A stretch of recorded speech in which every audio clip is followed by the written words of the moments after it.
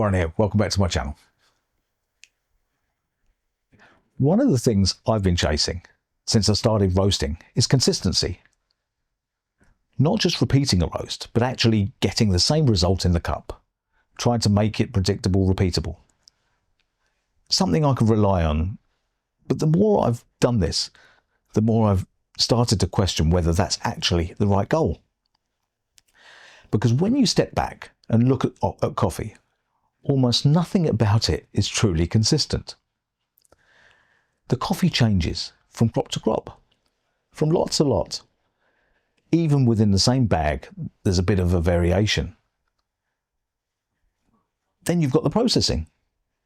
You've got the weather during drying, how it's been stored, all the things that happen before the coffee ever gets to you. So by the time you're roasting it, you're already working with something that isn't fixed.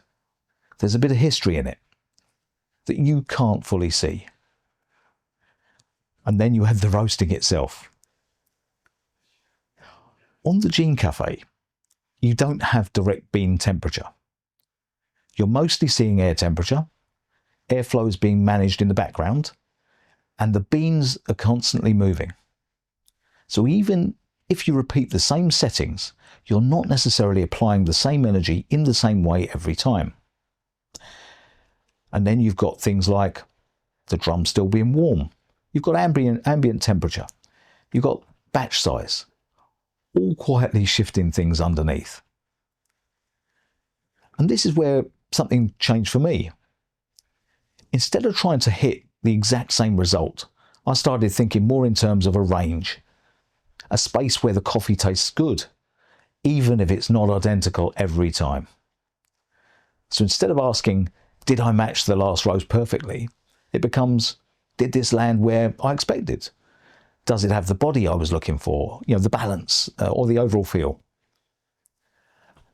That to me feels like a more useful question and one you can actually answer. Because I've had roasts that look almost identical, but tasted quite different.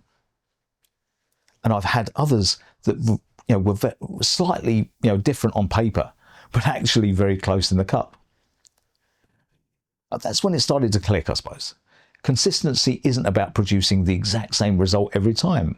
It's about understanding the system well enough, that you can land within a range that works. So instead of chasing precision, you're building familiarity. Instead of trying to remove variation, you're learning how to work with it. They're two quite different ways of approaching it. One can feel a bit frustrating over time, and the other feels more, manageable maybe. And this ties back to what I mentioned in the last video about shaping the roast versus observing the system. Because if the system itself isn't perfectly consistent, then your job isn't to force it to be. It's to understand how it behaves.